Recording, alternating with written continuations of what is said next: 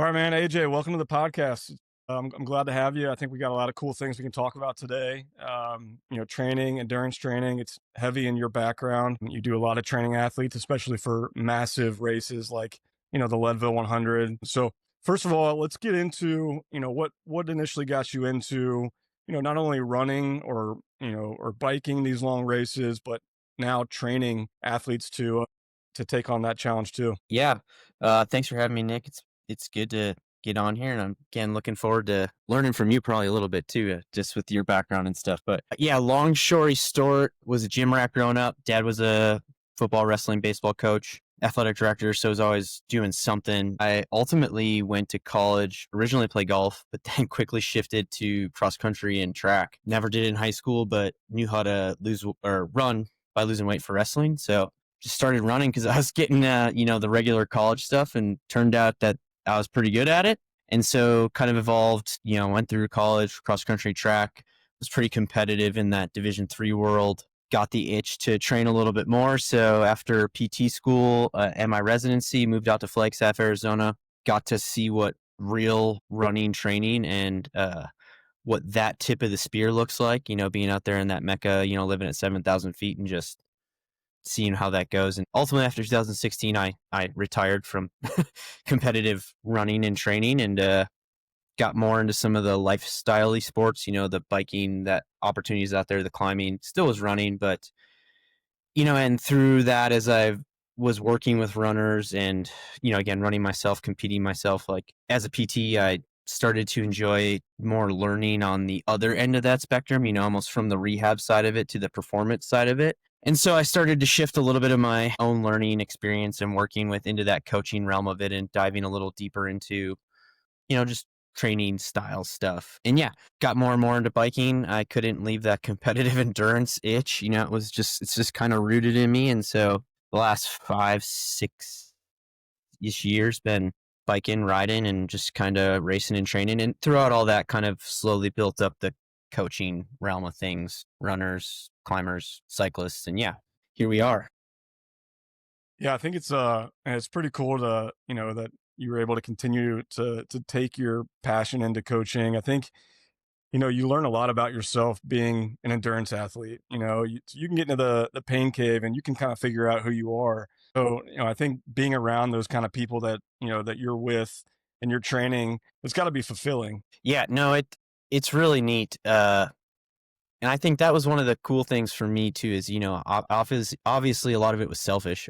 I wanted to get better. I wanted to learn. I wanted to train. But then, again, my background's kind of orthopedic sports PT stuff. So I was seeing all day, every day, people kind of on the opposite side of that performance spectrum, which, I would call rehab, where they were taken away from that. And, as you probably understand, like getting them to a point where they can reintegrate, get back to their identity of just, even participating.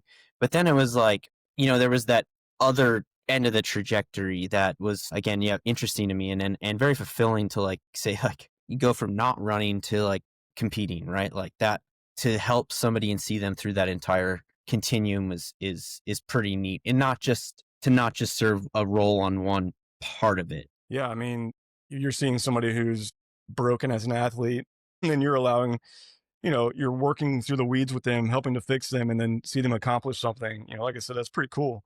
And definitely fulfilling. I know I see it in my own, daily life working with athletes too. It's one of those cool things that we get to share Yeah. with that athlete, is seeing them, all the hard work come to fruition and pay off in an accomplishment that they want to achieve. Yeah, and I think to that point, and I was either just not aware of it, or either the professions, both, in the chiropractic world probably too, but also in the PT realm of, at the time, I don't know if there was too many people who were like rehab and coaches, kind of like saw all that. And the more and more I was kind of ingrained with people on one end of the spectrum, and had some insight, mostly runners at the time, of what it was like to train at that level, or the demands, the responses, what was required. It's like not too many people are like, oh yeah, my hamstring hurts at mile 17 of a 20-mile tempo run at 520 pace. And it was easy. It was nice because I go, I know what you're experiencing. So to be able to know, or like, hey, as I get back into this workout, how can I modify my training appropriately? And you get into that level of athlete sometimes, and I don't know, we can talk about working with pros or if it's fun, bad, whatnot, but like you've got to be able to, you're just like the big part of rehab is strategically and appropriately modifying training loads. Like you got to keep as much in as possible and only remove the necessary things while you're bringing the other pieces back. And I think right now in the world of rehab coaching, the social media realm, there's a lot of people that are trying to blend that all together. And I think it's only helping athletes across, any sport to have somebody who kind of understands all of that. So it's pretty neat to be able to, again, get on that level, speak on that level, and to see that path. Yeah, I mean, I think you touched on something there just a second ago, training pros. And I think even before we get into some of the weeds of our discussion, what is your like, is it more fulfilling for you to help train pros because the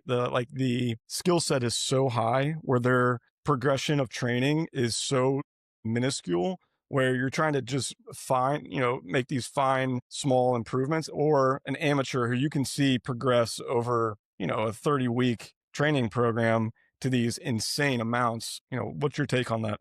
Yeah, no, that's a good question. And I've been in the profession 13, 14 years, it's definitely changed for me. I knew from the day I went to PT school that I was like going to be an ortho sports. It's just how my mind works. Probably similar to you, right? Like there was no question which route or which population I was going to probably want to work with or excel with. And when I got out of school, I did an orthopedic resident, or out of PT school, I went straight in ortho residency in Green Bay, Wisconsin, and we were part of the healthcare team for the Packers. So on that stage of it, I was able to experience some exposure to that level of athlete, which was really unique. I mean, those guys, that's a lot different than a professional runner, but that was cool to say I was doing and had done. But when I looked at and talked to people about what the job demands in that level of sport look like, it wasn't appealing from a lifestyle standpoint. And at that point too, I was also trying to push competitively on for myself. So that wouldn't have blended well. But when it got to working with a lot of the professional, runners or people in that realm, it was rewarding for a while because I don't know what, it's nice to be relied on. It's nice to be like, I can help you with this. Or, 2016, watching the Olympics, it was like, I've helped some of those people. Like that was a very rewarding thing. But as I've gotten a little bit further and past that, I've gravitated more towards the other end of the spectrum, enjoying that more. Both from a just, the experiences those people are having, the things they're battling, what it means to them is a lot of times like so much greater than that person chasing 5 to 10 seconds. I mean, they need it too, but it's like, wow, this is great, like helping the other people too. So it's shifted for me. Working with professionals can be really difficult.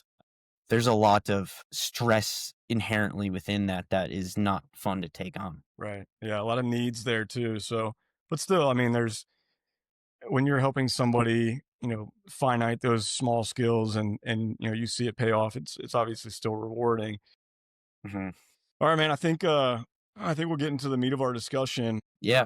We want to break down, kind of the differences between fitness and fatigue resistance. Why zone 2 training, recovery, nervous system, readiness, all those things matter more than what people realize. Let's first start with like central and peripheral fatigue.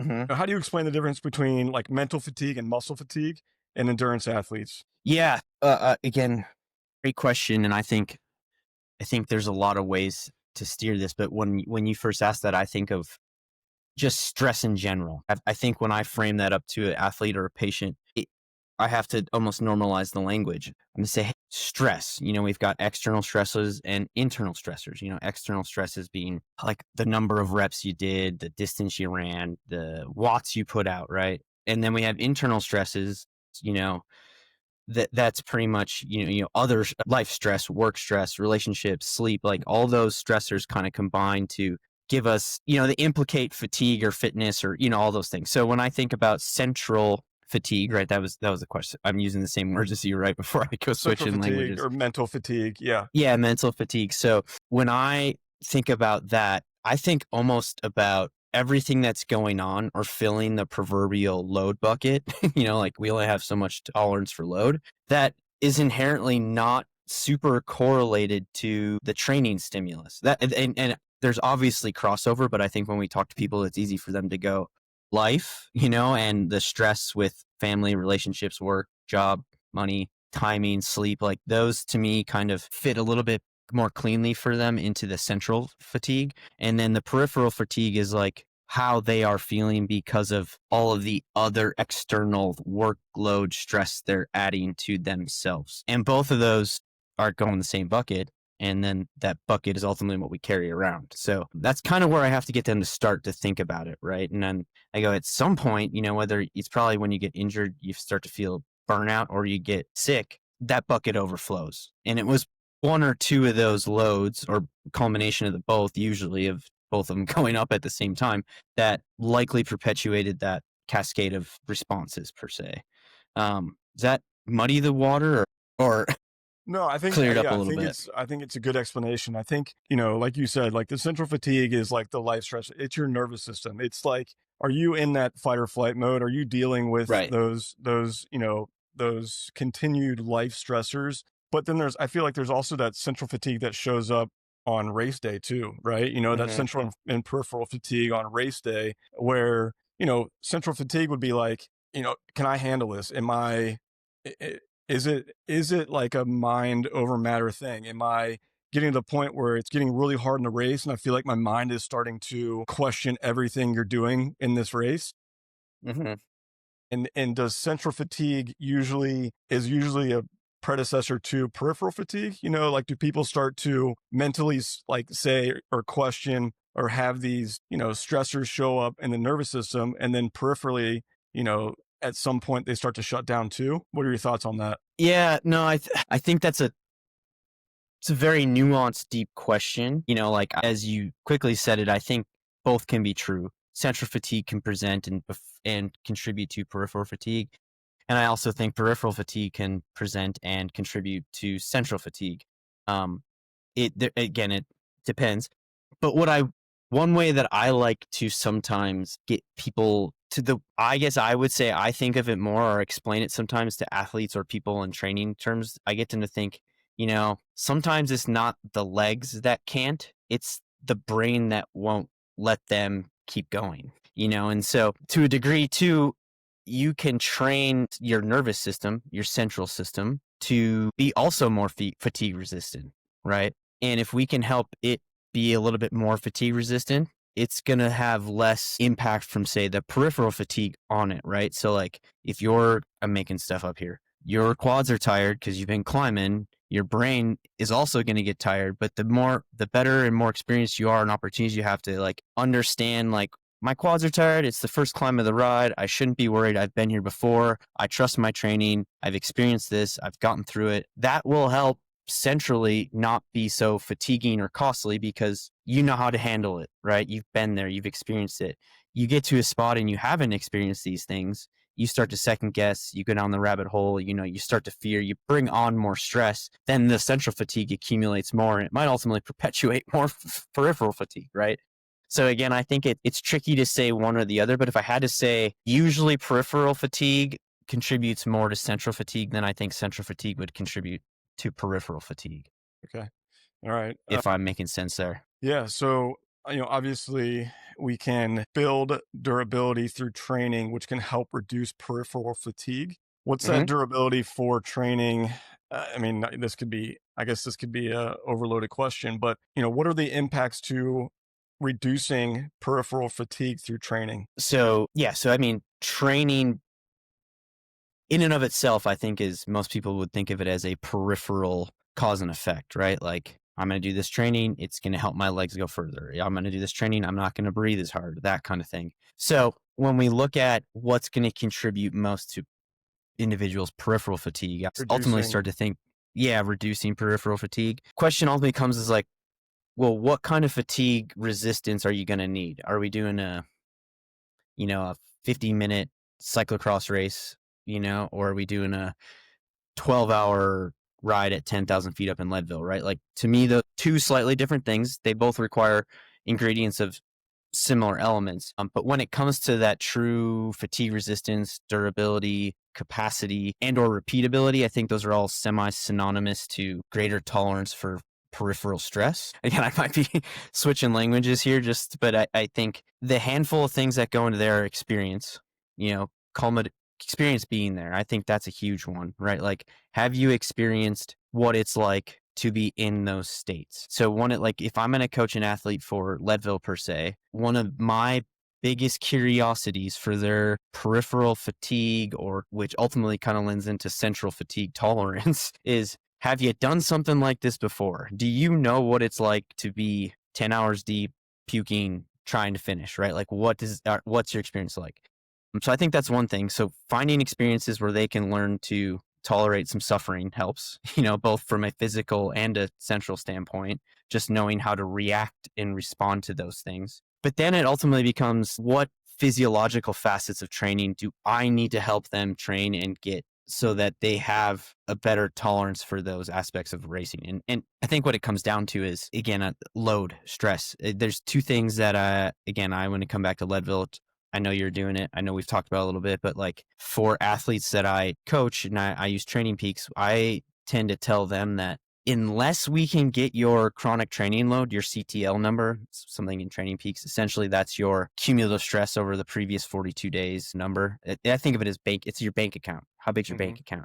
To around 70 plus, like, that's, for me, that's step one. We got to build to there, or you're going to have a world of a hard time just finishing, regardless of how good you are. And so to me, once we get that bank account or that load built up enough, then we can get a little bit more specialized with other fine-tuning things, which ultimately for most athletes requires a huge amount of lower stress loads, the quote unquote zone 2 easy rides in that element.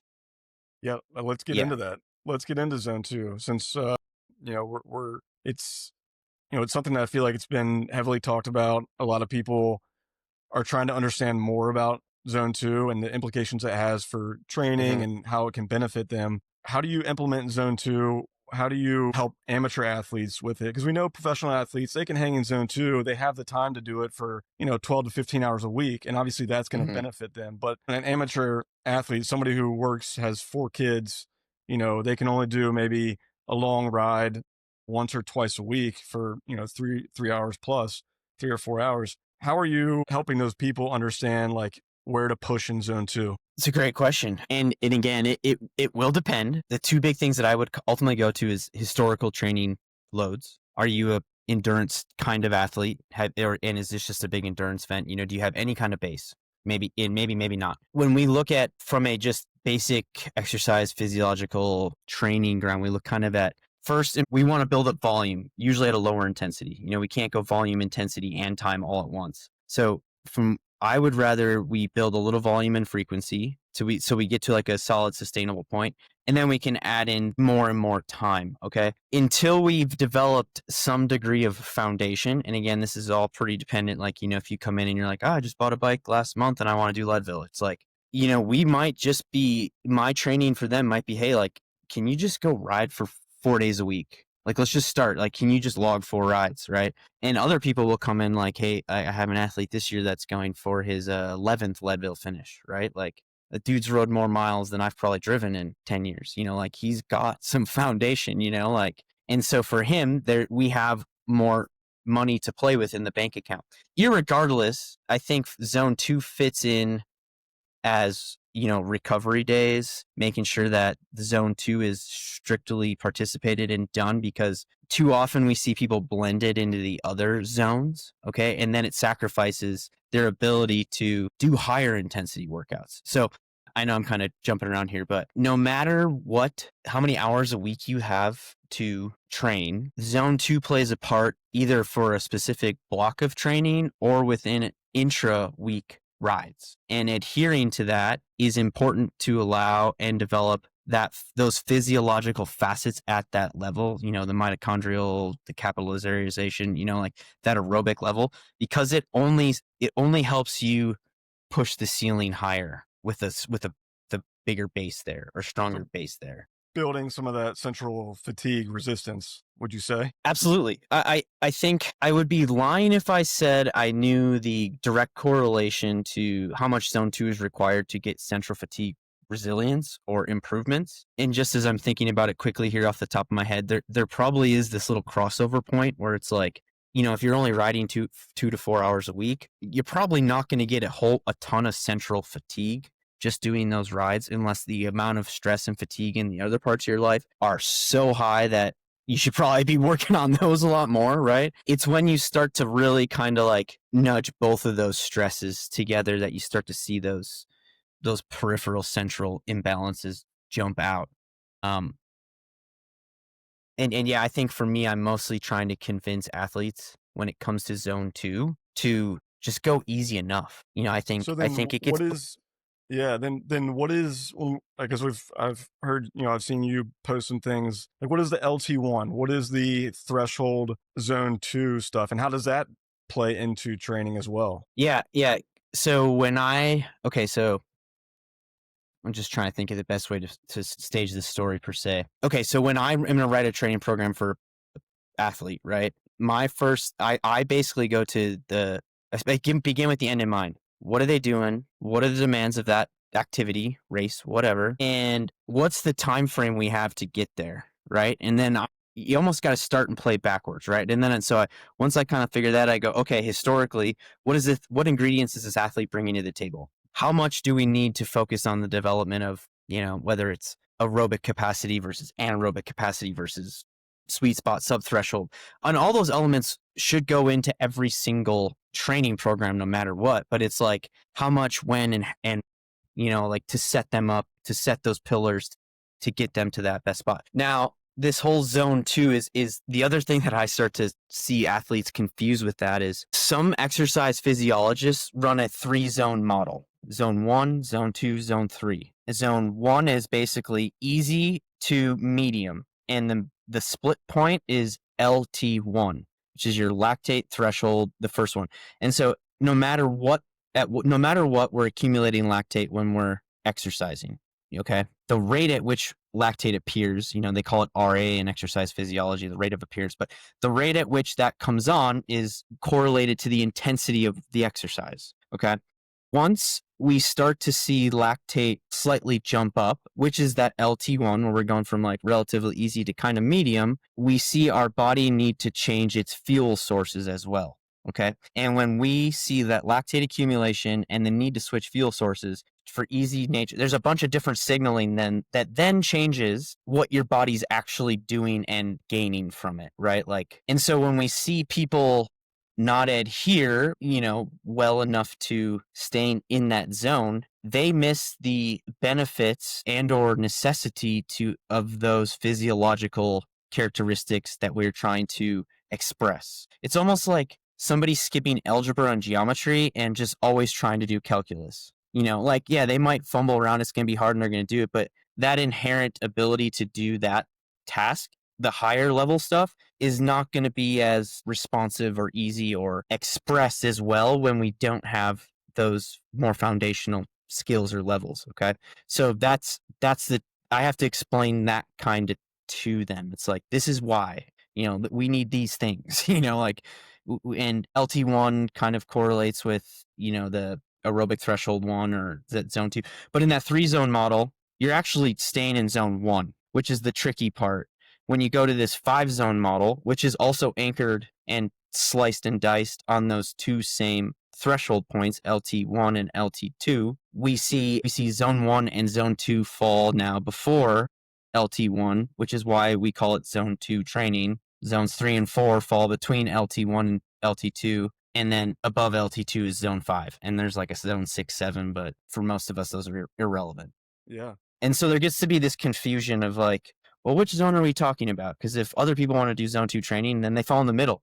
But they're actually doing zone 2 training. They're just using the wrong model, versus that kind of one. So when we use LT1 and LT2, you just always know whether it's easy enough or too hard. It's more of Gotcha. a yes, no. It's like yes or no kind of situation. But the reality of it is most people don't have access to reliable lactate testing. What would the reliable lactate testing be? Well, you need a lactate lactate measure. Like they're just like, I mean, you can buy them. They're like little cell phone looking things. The test strips are the most expensive part, but they're a couple $100. It's really hard to do it to yourself. It's and a lot of times the tests aren't very, accurate, when you're sweat, blood, this, that, and the other thing.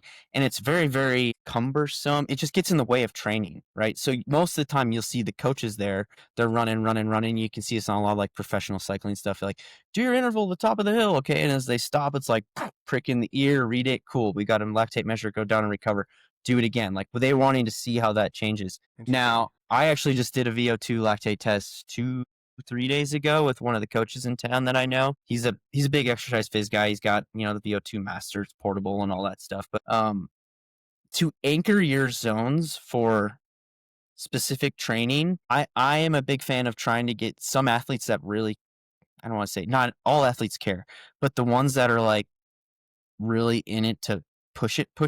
Like, hey, this might be worth the 150, $200 to do this once or twice over the next 6 to 9 months. So you're just really specific. Now, because we don't have a continuous lactate monitor commercially available yet, that'll be like the next revolution in endurance sports is when that kind of thing comes out, kind of like the power meter revolutionized that big jump in training. That will be the next big holy cow moment in endurance sports.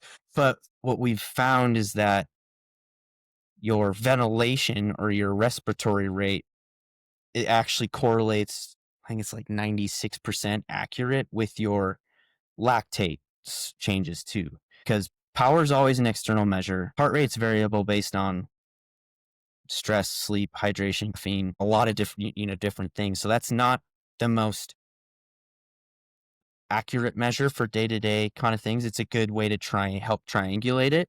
But what we see is your ventilatory rate or your ventilation, there's a lot, actually shifts with lactate very closely. And so there is a strap out I've been using. It's TimeWare makes the strap. It's called the Vital Pro sensor, but it measures respiration and heart rate. It's the one that Team Lisa Bike uses to in the World Tour, but that's starting to give us a little bit closer way to measure that. It's been really interesting using it and trying to stay underneath the zones and be more disciplined with the zone accuracy. So Yeah, sorry, I went on a it's also huge spiel interesting. there. I mean, it's also interesting just how, deep into the data and the weeds we can get into this. And it makes you think like how did people train 40 years ago? Yeah. How were they able to go out and do, races like they are without understanding, how their body's recovering, or, they had no idea of how hard they were pushing. It was all just rate of perceived exertion, basically like, hey, I Mhm. worked really hard yesterday. Should I do the same thing today? How do I feel? So it's so interesting just how deep we can get into this stuff, and, how much of an impact it can have and how much better we can be because of it. Sometimes I have to remind myself too that of what you just said. Like, this is fun and it's interesting and it's curious, but the reality of it is I just need to probably, most myself included and most of our athletes, we just need to be consistent and perform some degree of logical progressive program, just something that's generally periodized. Again, think I think of it as like level 1, level 2, and level 3 athletes. And I don't know if this will help you at all, but level 1 athlete, next to no historical training context. They might be have ridden a bike for 5, 6, 7 years, but they've never really gone through structured training where zones, phase, periodized. So that athlete, again, like, it's important that they have something structured, but you almost have to go through structured things of like standard stuff to see how they respond first. That level 2 athlete might have 2 to 4, 5 years of some structured training, right? And then it starts to be a little bit more, we need to be a little bit more specific to elicit those results, right? Because they've already kind of gotten the big responses from just like relatively good training. And then that level 3 is kind of where you get to that elite world tour professional where you're squeezing out percentages, or you need the nitty gritty to make any difference. And I would say it's kind of like a 90% of people fall in that level 1, 5% or 7%, 2% kind of up the tier, 3% up the tiers. You have to kind of contextualize that within it too. What happens in your mind when athletes fail or fall apart late in races? Is it their fatigue tolerance has significantly reduced? That their pacing and load was exceeded. What they're able to handle. Once again, fatigue. What's your main take on why athletes fail late in races? Hey, the two biggest things that jump into my head right away is first is pacing. They don't have an accurate pacing plan based on the reality of what they're capable of, right? Which that is depends. Part is the coaches should help instill in them what the true expectations are so that they can establish a ideal pacing strategy. If otherwise people are like, I'm gonna try to ride 9 hours at Leadville, right? I want the big belt buckle. And as a coach, I know whether or not the person's got the ability to do that, but way before we get to Leadville on What are that the what are day. the what are the telltale things that can say like, hey, this person has the ability to do it or not? It's just there's another coach and I and I work with a coaching group of I don't know, I think it's like 25, 30 coaches, and we coach a lot of level athletes, so we have some historical data, and we're actually trying to culminate the data to so that we know. Like, well, we're actually looking more at just like strict finishers, but we're trying to divide it up. If I had to say the biggest, I'm just trying to think of for The 9 hours. nicest way to say, yeah, yeah. Yeah, for 9 hours, it's there's I'm gonna say FTP is one thing, but it's actually watts per kilogram. I mean, it's more of a like even playing field. So there's a degree of like, do they have FTP? But again, two people can have the same FTP, and one can ride 9 and one can ride 12. So there's a degree. I'm gonna have to have watched workouts. Like, what's going on 5, 6, 7 hours into some of these bigger rides? How are they finishing? How are they responding? But the truth of it is just the consistency of training. The I mean, there's a mental degree of approach to it too, correct? Like yeah, yeah, being mentally tough enough to show up every day and be consistent with your workouts 100%. and push where you need to push. And pull back where you need to pull back. True. Yeah. Yeah, I mean, I think there's a push pull degree of it. Again, I would say I would have better under some athletes. You like just they race more, you see more results, you see the timings they're putting down for like just overall covering distance, right? Like if I have an athlete that's taking 6 hours to ride 50 miles, like at sea level, and that's a pretty tough day for them, like I don't expect them to ride 9 hours, right? Like, but they still might be accumulating that chronic training load. So like there's a bunch of little facets that triangulate that feeling of it there. But for sure, if it's just finish Leadville and get the 12-hour buckle, it's probably the number of big rides they've been able to get in. Those 6, 7 hour rides that they've been able to stack. And then I'm a big proponent too of having athletes do one or two dress rehearsal races leading up to it. I want them to almost have to get into that mindset and or atmosphere, and then how do they respond? That's a big thing. And again, if we're talking specifically Leadville, there is a large aspect of have you been at elevation before and do you know what that's like? Because at 10,000 to 13,000 feet, you could be as fit and or durable as possible. If your stomach doesn't know how to respond, if you don't know how to, pace, if you don't know what it's going to feel like, that it's just a tough element to say with any degree of confidence how it's actually going to go. Yeah. How are you guiding nutrition plans for your athletes? Yeah, I'm just going to preface it with nutrition is not my specialty. I know enough to be dangerous, and I know enough to know I don't know enough too. And so there are a handful of sports nutrition people that I definitely like to try and refer athletes to when that appears to be a thing that they're struggling with. So at the foundation of it, just getting them to nutrition on the bike, just getting them to eat regularly and drink regularly. That's step one, right? Like and again, you kind of have to learn this about an athlete and talk to them about it and see what they're doing, see how they're responding, right? And so it's like, for instance, last year, not for Leadville, particular Unbound, just the Unbound 100, just the 100. But I had an older gentleman, I don't know, like 65, super nice guy, been riding forever. And I forget how it came about, but it was like a month probably into training. I was like, hey, like, how are you feeling? How are you feeling this like 5 hour ride? And he's like, oh, I bottle of water and I had like a gel at like 1 hour in. And I was like a bottle and a gel every hour, right? He's like, no, just like once. I was like, oh my God. Like, okay. Like, that is like, okay, here's what we're going to do first. Can you try to have a bottle and a gel once every hour? Like, let's just start there. I don't care what it is. I don't care the carbs that are in it. I don't care what you put in the bottle. Let's just start to get your body used to it first. To this day, I still talk to him much. He's like, man, like I feel like 2 weeks later, longer. He's like, I feel great. Like, I don't even get tired anymore. I was like, okay, man, for a lot of those other people, then it's like,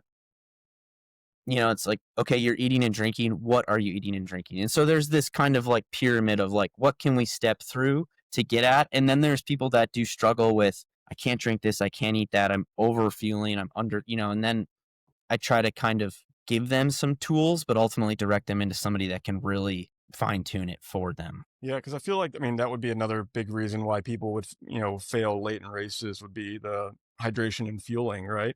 Just not knowing what your Yeah, body does, not knowing how to handle, the different gels and your hydration. I feel like there's been a lot of other things that have come to play, like some people are using little nicotine patches, and some people are using caffeine and stuff like that. So there's a lot of different things that are that can be used, but how are you using them?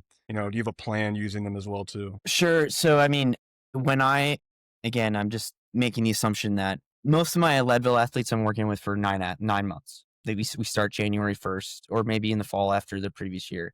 It's a 9 month build. So, or, like 6-ish months, which is plenty of time too. The ones that I get that I have to coach 2 to 3 months that are like trying to cram for the test per se, that's where you kind of go, where are you at with everything? And then we need to go at that low hanging fruit. For some of them, it is nutrition, right? It's like, okay, like you got good miles, blah, blah, blah. Let's go after nutrition. But for most of the athletes, I start with a pretty simple, depends on the size of the athlete, but can we get 60-ish grams of carbs in an hour? What does that feel like? What are you used to? Okay, what are you need? Do you need water? How much water can you start to drink per hour, right? And then it's like, okay, do we need to eat carbs? Do we need to drink carbs? Do we need at 3 or 4 hours to get something solid into us? When's the right time to add caffeine? And it's a very much it's kind of like a stew. You're like kind of like slowly adding little pieces in and watching the response. But there's a definite part of our training where I will write that in, like on long rides. And that's where we go back to like, what are the big things that kind of help me better understand the likelihood of an athlete to do well? Well, have they had like you said, 6 hours of experience eating, drinking, and fueling with caffeine? Do they know what that's going to be like, right? Do they know how to, when something doesn't go down, what they need to switch to or what that means to them? And so yeah, that's one of the bigger things too. And you're absolutely right, is nutrition. And there's no perfect plan for everybody. There's definitely like concepts to follow, but it's definitely one of the things that needs practice just as much as all the other parts of training too. Yeah. What does smart recovery look like for an endurance athlete and your lens, basically? Yeah, I think the one thing that I tend to try to get the athletes I coach to understand really quickly in our realm of training is recovery isn't necessarily a passive thing. Okay, yes, it can be passive. Like, let's have a rest day. To me, rest and recovery, kind of a yang yang kind of thing. So for me, recovery, I call it the big rocks, right? Like, we need, and I will watch this on as many athletes as I can, sleep, right? Like, probably the most underutilized recovery tool, general nutrition, right? Like, just they're eating well. Hydration's a big one. And then it's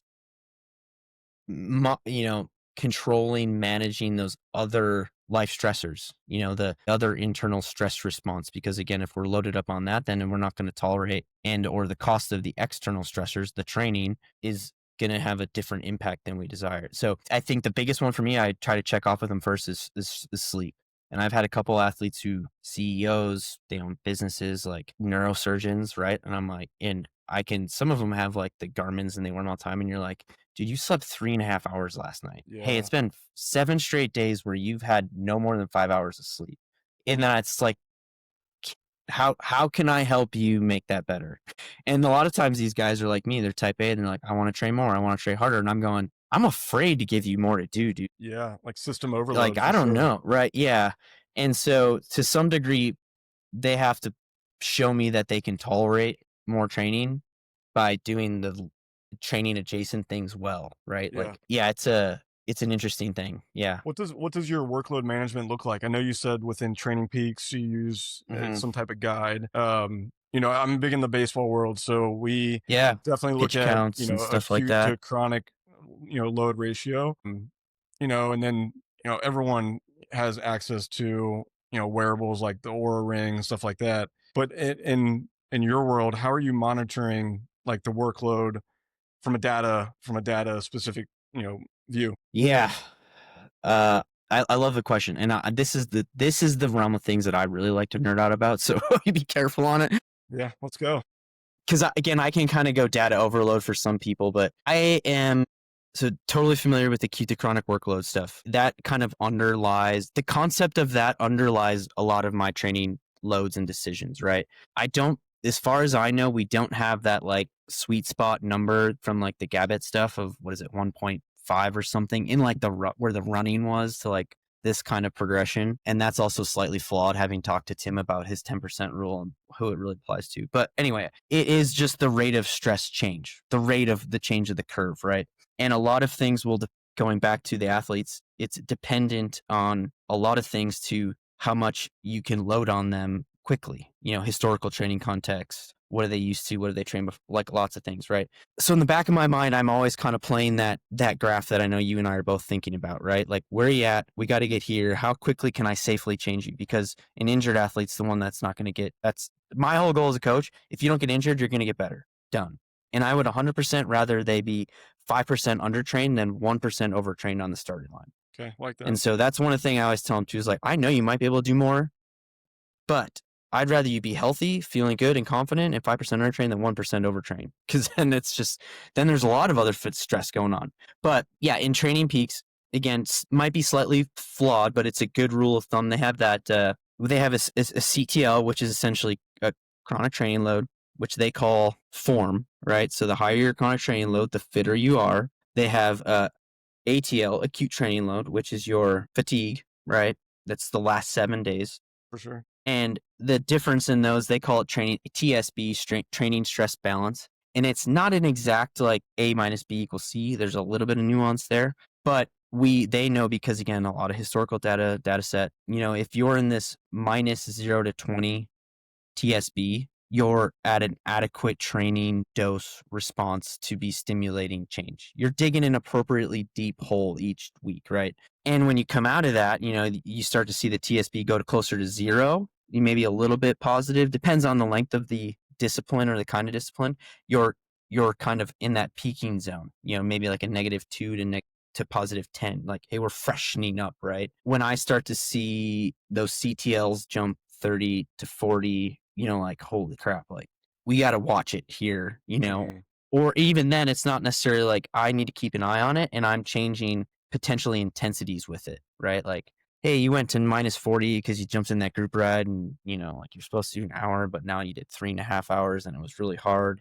So now I need to change the next 2 or 3 days to accommodate for that so that you just don't stick to the schedule because I had another hard workout there a day and a half later. And because you can probably do it doesn't mean you should, right? I need to help that balance. So yeah, there's a little bit of that going on too in the back of my mind. But I don't have a great in cyclists. I think it's a little harder because it's just a lot easier on your body. You know what I mean? And there's a degree of in running, you're always running, Right. like flat, up, down. You're always pounding, but you can go on for a 4 hour ride, and in some places out west, you're coasting for an hour and a half of that 4 hour ride. True. Right? It's like, Yeah. so there's a degree of, and that's where, again, I'm talking about Training Peaks, probably the most used one, but they also have like an intensity factor score and a total training stress or a total stress score for that workout, which again gives me more context to the meaning of all the little things that they have. It's this amalgamation of all these little dots. And when it comes to it, the simplest thing that I have athletes do, and the one thing that I tell them, like, we can collect as much data as you want. Mm. But the one thing I just need to know is, how do you feel? Just tell me how you feel. I can see enough other things to go, if you're like, I just don't feel good. And I can be like, well, yeah, that's okay right now. We're in a big build. Like, you shouldn't feel great. But if they're like, man, I don't even want to train, like, that's a bad sign to me. Their training score is probably, the CTL is probably pretty they're probably deep in the negatives, right? And some athletes love it. They live there. They get scared when it's not big and deep, right? They're like, oh, I'm losing fitness. So yeah, it's a pretty interesting question when it comes down to monitoring all that. But the more I learn about it, the harder it becomes because I'm trying to take, there's that picture like Rain Man drawing all the stuff on the board, right? Yeah. And I always like to joke is like, you ask for a simple answer of like, should I do this today or not today? And like, it seems like, oh yeah, just do this or that is how I respond. But in the reality of it, my brain's played out 14 different, Yeah. Trying to like connect all the if dots this, on then these. that, why Yeah. not do this? Is this better than that? Should I have to, And so I think that's an interesting thing too that I think that's tough gets because that's overlooked. where, data is good. Like we like the data, but does it muddy the water sometimes? Like you said, can it just be as easy as asking the athlete, like, how do you feel today? Hmm. What's your feeling? But it's tough because it's nice to have the data, but Yeah. To your point earlier about the Whoop and the Aura Ring, yeah. I was a Whoop user for a while. And honestly, I kind of knew the coming from the running background and being a data slave, I had too many bouts of, we like to call it the runner's elbow, right? It's when you're like, checking your watch, checking your watch, checking your watch. I've been the guy like running back and forth in the parking lot to get that extra tenth of a mile. So it was like the clear number, right? And You and so said type A. yeah, it's a battle. But I again was like, I had a lot of athletes using the Whoop for this stuff, and I understood what it did, but I used it for a little over a year on myself just so I could really kind of experience it. And I will say, I think for people who aren't good at understanding their internal stress feelings or like honing in on how that affects them, like stressful day at work. Or I think if anybody wants to figure out what they need to cut out to sleep better, Whoop is an amazing thing, right? It's probably alcohol. Just don't have that beer. Like it's hard, but like when you can kind of gamify it and give them some metrics, I think it helps them really anchor on specific strategies that they can go to. However, I have seen it backfire because a lot of times people will be living in, yellow strain or like, hey, don't work out hard today. Don't work out hard today. And they just keep waiting for it to tell them when the right time it is. And Mhm. again, as well as I do, training is, you're always kind of living to some degree in a deficit. And so that gets a little tricky there too. Plus, I've just seen way too many people have some incredible experiences and or races when they shouldn't have, and Mhm. or people will look at their Whoop score and be like, "Oh, there goes my race today." It's like, well, I mean, come on, like you don't know that. Yeah, So for sure. I think I it's a think grain of salt thing. Yeah, I think they're good as long as they're not inducing anxiety over certain issues, or certain aspects of your Hmm. training, right? If you're getting anxious about your scores, your HRV, whatever it may be, like you wake up and you have a bad score, ask yourself, how do I feel today? Am I able to push it? Like, am I able to do something? Because, like you said, there's a lot of people that, that will show up to a race, maybe in a yellow or a red on their Whoop and come out and have Hmm. the best performance of their life. So, Hmm. it's like I said, I think if it's not inducing anxiety, then they can be a good thing. But once you flip the switch on that, like that's where it can really kind of screw with you a little bit. Yeah, it's a double-edged sword. When Hmm. you can use it as a tool, it's great, but when it becomes the only thing that you really, I keep using the term triangulate with, then it's tricky. And that's kind of what a lot of things athletes will ask me is, well, like, should I use power? Should I use heart rate? Like they're not quite the same. And it's like, that's because they're not the same. Like they're not direct measures. And so I always try to get to, it's more of a triangulation is what I like to try and teach them, right? Like, how does it feel? Like RPE, right? What's your heart rate telling you? That's a little bit of an internal measure. Like what's the other context today? I'm working out in the morning. Has it been a stressful day? Did I forget to eat lunch? Am I a little dehydrated, right? So that's good. And then, what is power telling you? Like power is like your true extra, like that always is the same. You have to put the same amount of effort every pedal stroke to get the same thing. And sometimes that looks really low and these two are like, damn, that I'm trying really hard. Okay, well, like what do those three in context help you better understand about how to modify today, what your expectations for today are, and also what we need to do after today, right? And so I think that's an important realm in that whole workload, central, peripheral fatigue aspect of it too. Yeah, I really like Is that. Where would you say, I think we'll start to wrap things up, but I do want to ask you this question here. What do you think, what mistakes catch up with athletes later in their career? What do people do wrong, throughout the course of their career training wise that catch up that The first thing that I think I'm thinking right now specifically about endurance athletes, runners, bikers, just because we've been talking about, they don't invest enough time and energy in true strength training early on, like true strength training, like lifting heavy stuff regularly at an early age and keep it as a regular part of their training. I think that mindset is shifting from even like when I was 10, 12, 13 years ago, still training, right? That has definitely shifted, but I think that's a part that can help people in the long term. Um, do you see with a lot of endurance athletes that strength training is not incorporated into their overall fitness yeah, as much as it should be? if we're talking about I'm going to use the term athlete who is a professional, you, me, they have professional jobs, families, life thing, right? A lot of times it does because it's the one of the easy things that gets the chopping block, right? And at times it's an appropriate thing to chop. At other times it's probably worth chopping the easy run or the whatever recovery ride to get that in. And again, that's where I think a coach's importance. Like right now, as athletes are building up for Leadville, heavy strength training is very important. Like that is like you are increasing capacity, durability, and resilience. That stuff is hard. And we need that going into those bigger workouts come later in the year. So now's the time when, hey, we need to get at least one, if not two of these in. Yeah, I know you could ride another hour, hour and a half, but if you're already riding a minute, we're at that breaking point, we're like, this is going to help more. We'll shift that and we'll change it. That's fine. But yeah, it's definitely a give take. It's a hard relationship to balance with some of those people who just don't have 14 hours a day to train, Yeah. which are I most think of I us. think I think this discussion has been great. I think that you've offered a shit ton of knowledge on everything endurance. I think when it comes down to it, like we can pretty much just say like fitness gets you into the race, but durability determines how you finish it, basically. That's a great way to put it. Yeah, you had as we talked a little bit earlier, I was trying to figure out how to truly convey the fitness versus durability aspect. And yeah, I mean, fitness is an aspect of durability, but fitness doesn't, especially in the races we're talking about, doesn't necessarily give you any evidence to how it's going to go. And if you had to ask me whether any race over an hour, this is my opinion, durability outweighs fitness once fitness is at an okay spot.